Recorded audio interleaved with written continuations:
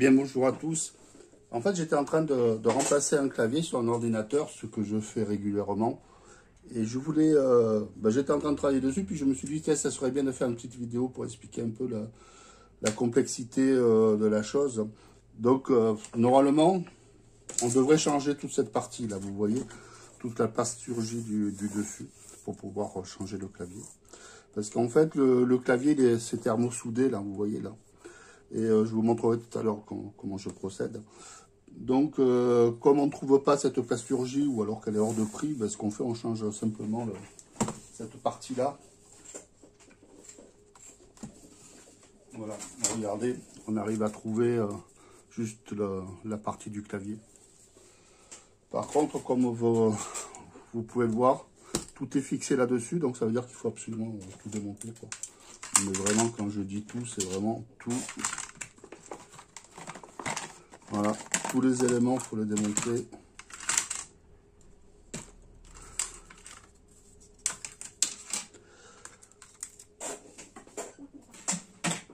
Et voilà comment je procède.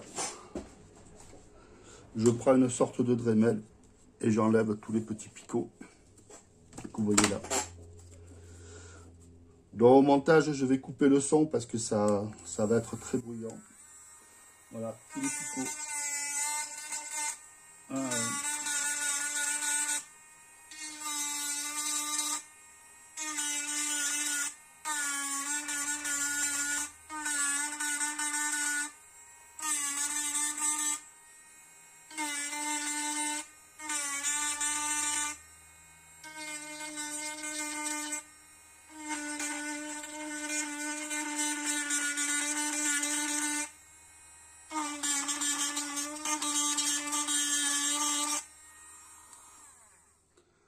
Bon, vous avez compris le principe, on enlève tous ces picots là.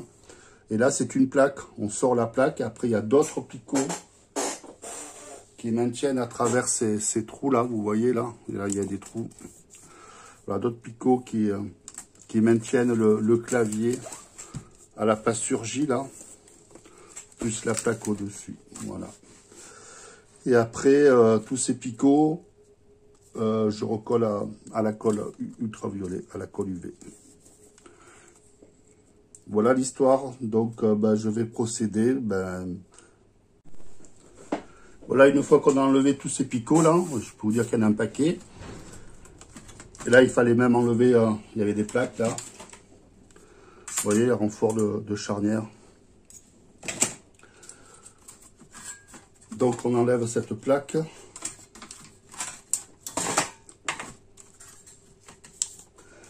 Et dessous, il y a véritablement le clavier.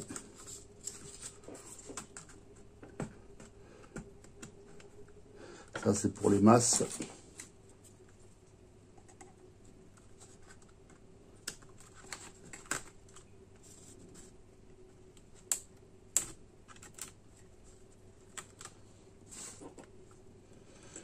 Alors, bien sûr, c'est un travail très minutieux.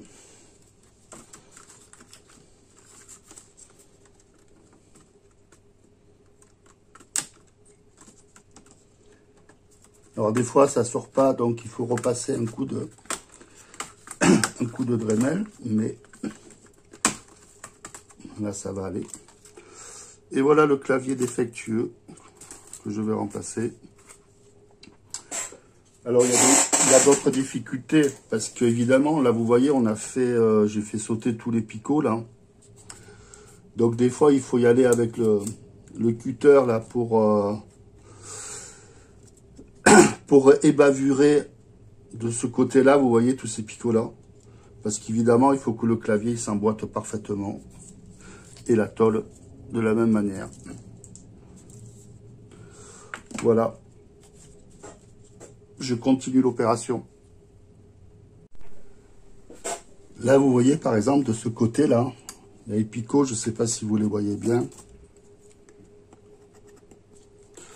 La tôle ne rentre pas, il faut ébavurer. Ben là, j'ai pas trouvé d'autre solution que prendre une lame et minutieusement enlever les bavures.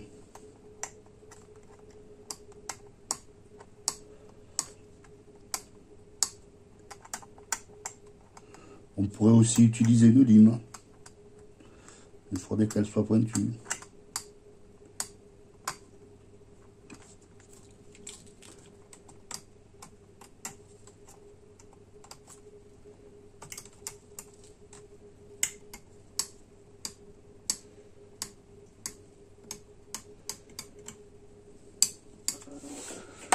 Là, par exemple, je vais lime.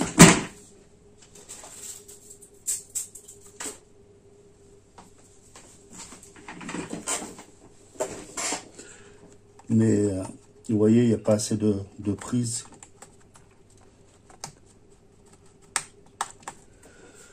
Donc pour le moment, ça fait quelques années que je fais comme ça. Et ma foi, ça va pas trop mal. Ça prend du temps, c'est tout. C'est minutieux, ça prend du temps. Là, j'ai mis le clavier en place, comme vous avez vu. Ben, j'ai calé, donc pareil, système D, on cale pour que...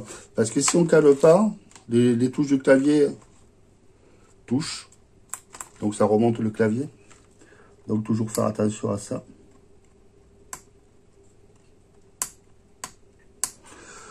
Donc voilà, je ne vais pas filmer toute l'opération.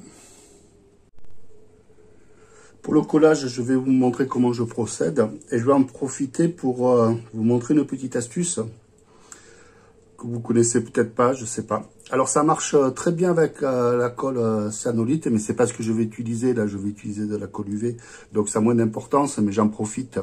Si vous mettez de la colle dans une bougie, là, sur une bougie chauffe-plat, alors c'est particulièrement vrai pour la cyanolite, ben, elle ne durcit pas. Voilà, même la cyanolite liquide,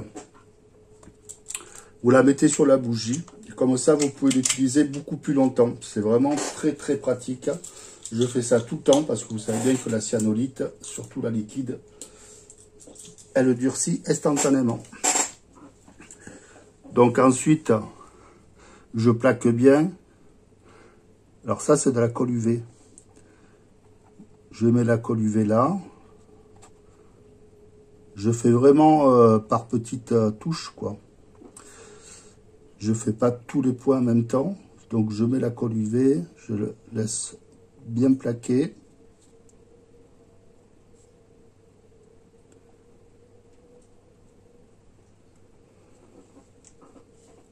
J'enlève ça pour pas le faire durcir avec la lampe UV. J'applique la lampe UV.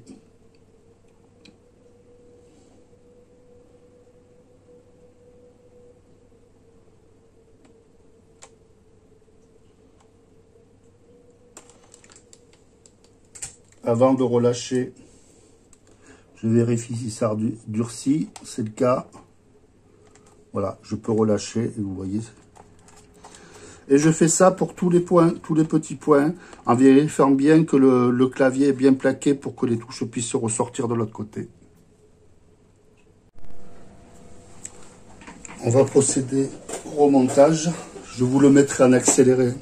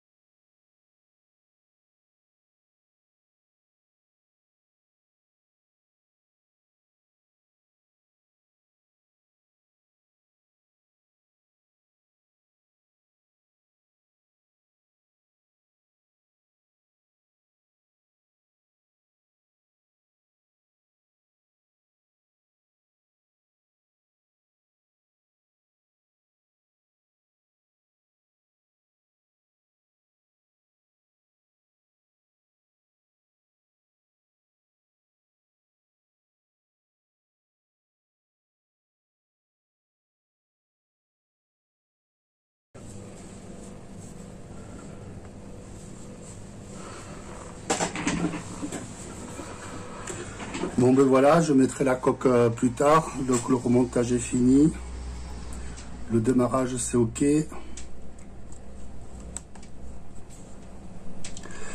Donc je vais peaufiner ça et ensuite on verra.